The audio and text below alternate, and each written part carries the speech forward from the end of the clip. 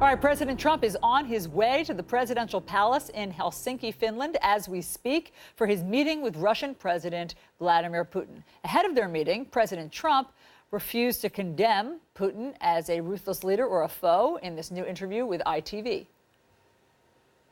I mean, we have plenty of the people that I deal with are pretty ruthless people. Is Putin one of those?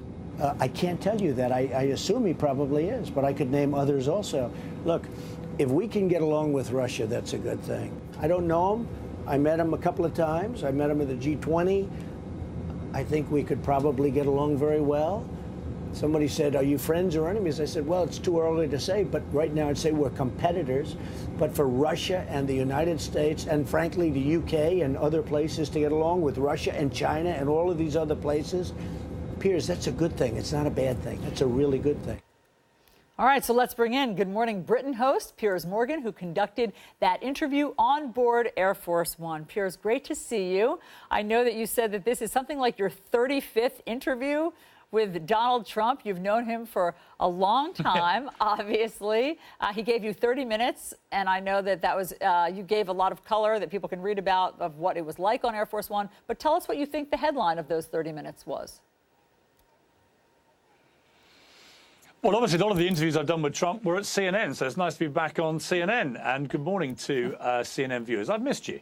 I think the reality of the interview with Trump was it came after a really bombastic week, even by his standards, in Britain, where he came in and he lit up this flame by attacking the British Prime Minister Theresa May over Brexit, which is our hugely controversial and divisive decision to leave the European Union. And he basically inferred that there could be no trade deal with America and Britain after we Brexit because he'd been told that her new plan, Mrs May's new plan, simply wouldn't allow it. And this is a huge contentious issue now in our country. So by the time I got to him, he'd spent 2 days with Theresa May, and she had mollified him. She seemed to have persuaded him that Britain could do a big trade deal with America when we come out of the European Union. But a lot of people in Britain think she was spinning President Trump a line here and that we are not able to do that. It's a crucial issue in my country.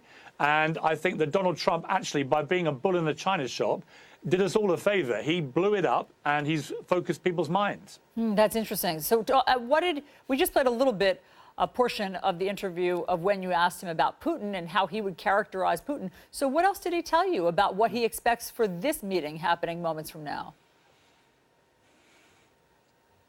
Well, I asked him whether he had a kind of world view, a Trump doctrine about the world stage, which involves him getting in a room with the bad guys, whether it's Kim Jong-un, whether it's Vladimir Putin. And he kind of said, yeah, he does. You know, he said I think from his time as a real estate tycoon in New York, he believes in just getting in the room, even with people you can't stomach, and trying to do a deal. You know, he's a business guy at his core, Trump, as we all know. And I think that with Kim Jong-un, he feels now he has at least some kind of relationship, which he thinks is to the benefit of not just America, but world peace. I think he's going in to see Vladimir Putin with the same kind of relatively open mind, where he wants to see where the conversation goes. I have to say that his general view was interesting, where he said, look, when I first got into office, everybody assumed I would be at war very, very quickly with people. And I think that's true. I think a lot of people did have that fear. And Trump actually, by getting into these rooms with the bad guys and trying to avoid war, he's saying, look, you know, it's the old Winston Churchill thing. It's better to jaw than war.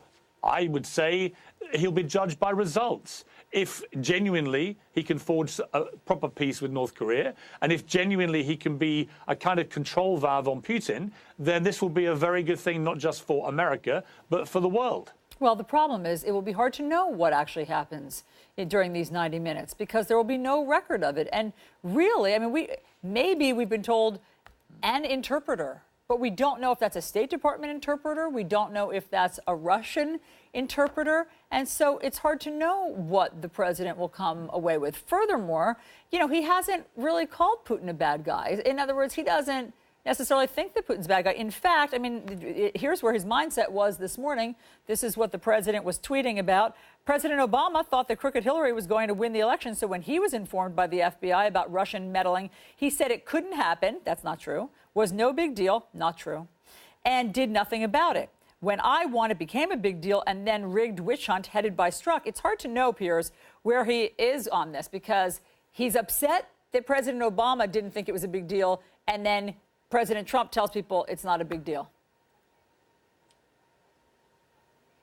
Yeah, listen, I completely agree. And there's an inconsistency there. There's a lot of hypocrisy because of his positions against Obama before. And Trump, as we know, is not a politician. He's a very different kind of political animal.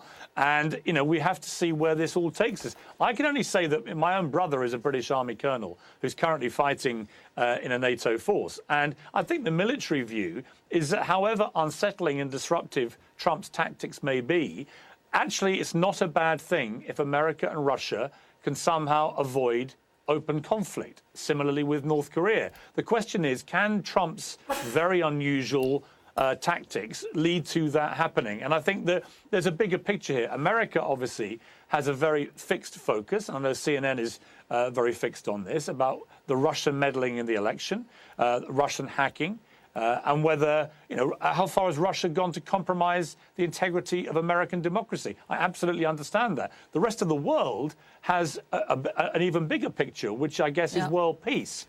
And the question is whether Trump can forge that or not. And I think we have to see whether what he's doing works. Yeah, of course. Piers, we are watching the motorcade, President Trump's motorcade, heading towards the presidential palace there in Helsinki. So we're going to let you go.